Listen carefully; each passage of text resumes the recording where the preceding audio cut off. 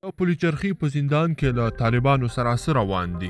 زندان که حجره، خو طالبان په بدل کې افغانانو سره څه کوي؟ په همدغه ویډیو کې ټول جزئیات راسره وګورئ. د سرخي پلو په زندان کې څه روان دي؟ تر دې عنوان لاندې لیکنه در سره شریکوو. د سرخي پلو زندان په ګډون د هیواد په ټولو زندانونو کې له طالبانو سره داسې چلن کیږي تو وایي د کوم هیواد ډیپلوماتان دي.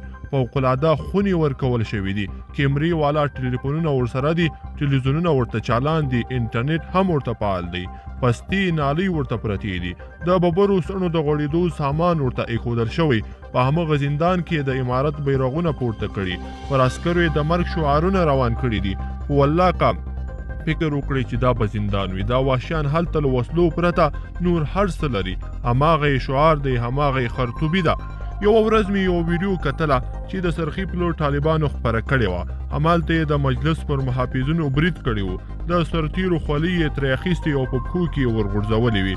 ویل یې فتح مو وکړه، زندان مو فتح کړ، غلامان مو وزغلول. هلته دا پیښې معمول دي. دوی ته داسې ازادي ورکړول شوې ده چې والله که د هرا منډۍ مردګاوانو ته هم ورکړول شوې وي. سړی حیران شي چې دا اوس د بشري حقونو درناوی دی که سپکاوی دی. طالب خو د بشري حقونو په نوم څه نه پیژني، نه احترام ورته لري. هغه یو ځناور دی، له ځناور سره د بشري حقونو په چوکاټ کې چلن نه والله که انسانیت وي، نه والله که افغانیت وي. له زندانونو یې فرقې جوړې کړې دي. کرۍ ورځ د کوټې له شورا سره په اړیکه کې دي.